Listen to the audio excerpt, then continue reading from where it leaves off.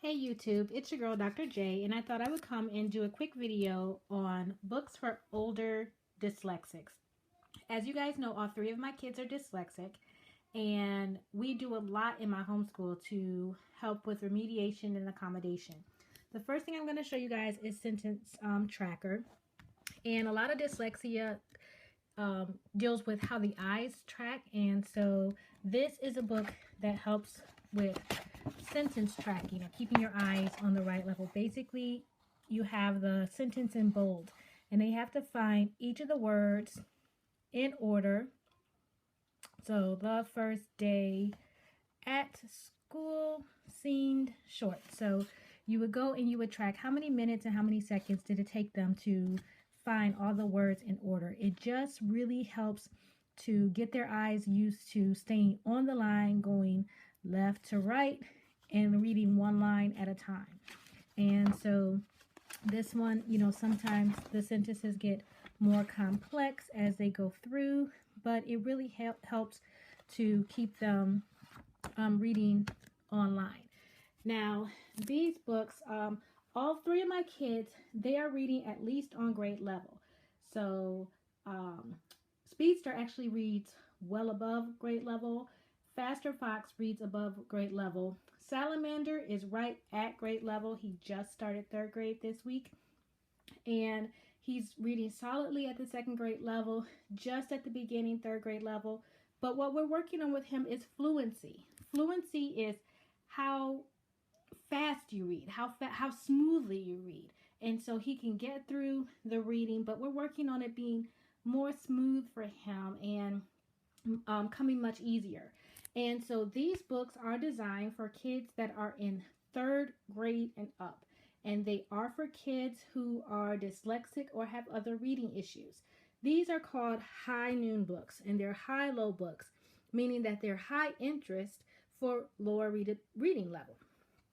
And so we started this series this week. He read the first book that actually isn't up here, but I'll show you how the books look. So you have the title, and they have chapters to them,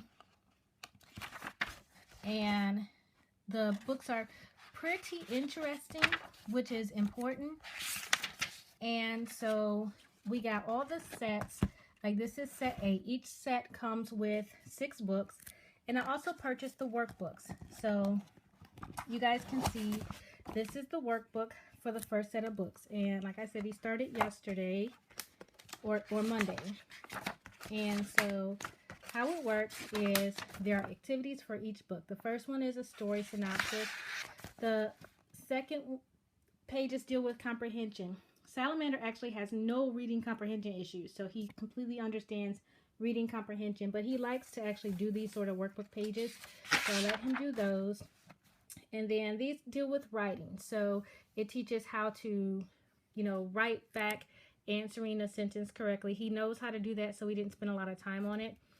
And then this is one where they had to unscramble the sentence, and I assigned him 2, and then if he got any wrong, I would have him go back and do more, but he got them right. And so you start with just random words, and you have to put them in an order that makes sense. And then this was a fluency test that you do. And for him, this is the, we did it yesterday, and he read 58 words in 1 minute with no mistakes, because you time them for 1 minute to see how many mistakes they make. And the goal for set A is for him to read over 100 words per minute with no mistakes. So we still have some work to do with some fluency, but that's why we got these books. And so this was set A1, and then this is set A2 here. See 6 books in the set, and then set A3. And I like the books because they're diverse. The kids in the books are diverse, and the topics are really interesting for kids. This is set B. So we have B1, B2, and B3. And then again, I got the workbooks for B1 and B2. And so it has pretty much the same layout, the same types of tasks that you're going to be doing, but it grows, you know, with the set. And so with dyslexics, you want to have a pattern to the way they do work. So this is really good. And then this is set C, 1 and 2. And then the workbooks for those as well. And another task I forgot to show you guys is that they'll have vocabulary and proofreading. So it's nice because with proofreading, they have to find spelling mistakes as well as grammar mistakes that are in the books. And so that's what we'll be doing for reading. And then I also got additional books from them to go with some of his schoolwork. And so he's going to be doing a really big elective on building, and architecture is going to be a part of that elective. And so we have these books. These are City Secrets books. This one is Under the Mountain. And so it's about underground, homes that are underground. So again, high interest. This one is City on Ice, Floating Town, Dark Tunnels, and Hidden City, and Sinking City. So that was one set. And then we have, this is a What on Earth science series. And we have books on wood, water, sugar, salt, and glass. And then this is the What on Earth science series with books on ocean, rainforest, desert, Arctic, and mountain habitats. This series is really fun. This series is called Epic Fails, and it's the stories of big failures, big things people did that went really wrong. And this one is Epic Fails in Invention, Diplomacy, War, Advertising, and Exploration. And so, like the stories in the exploration book, they focus on people who didn't take the right tools for the environment, people who got lost. You know, it's just a fun book that's very accessible for kids that struggle with reading.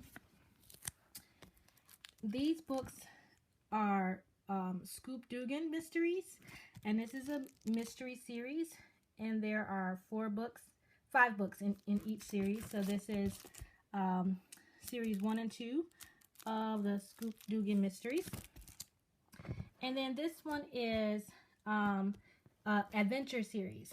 So After the Crash, Deadly Current, Desert Trek, Washed Away, and Rough Sailing. And I got these again because Salamander, even with his struggles with dyslexia, he really likes reading.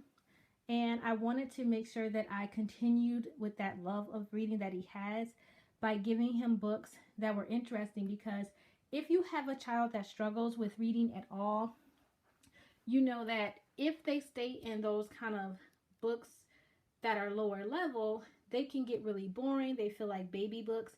These books are created as therapy-based books for students that have dyslexia, as well as other reading issues. And these won't be the only books that he'll be reading, because he's going to be a part of a literature circle. My kids will be part of a literature circle starting in the fall, and he and Faster Fox are actually going to be the only 3rd graders in the literature circle. All the other kids are going to be in 5th or 6th grade. So the books that will be chosen will be at the 5th and 6th grade level. And also their science is at the middle school level, where we use middle school textbooks. And so he already gets pushed in his reading level and those sort of things. And so I wanted to make sure that he had a number of books that were interesting and fun and exciting for him, and also that would give him success. A lot of times we do want our kids to work up in potential and all that kind of stuff, but reading is such a foundational and fundamental skill that I didn't want to kill his love of reading by pushing him too fast and too hard. So these books will give him a lot of practice and also a lot of success. He gets to go through the books and he knows he can read a book. And we're past the Bob book series. He finished the entire Bob book series. He's done with that. But I still wanted him to get some good practice, have a way to work on his fluency in a way that was interesting, with interesting stories, have books that are a part of his work that are fun. And I also wanted him to have some really fun and interesting things that he can grab and go with. I got all of these books from the Academic Therapy Publications, and it's an online website. As far as cost, they were very reasonably priced because they're therapy-based books, okay? They're going to be more expensive than books that you would find on Amazon or Barnes & Nobles or a site like that. You're probably not going to find these, thrifting or different things like that. But when you think about it as the fact that these are therapy-based books, these are the types of books that he would be getting if he were in a traditional school setting, if they would remediate dyslexia, which they don't in our state. There is no remediation for dyslexia for gifted children. So because he reads at grade level, he would not qualify for therapy services if he were in a public school.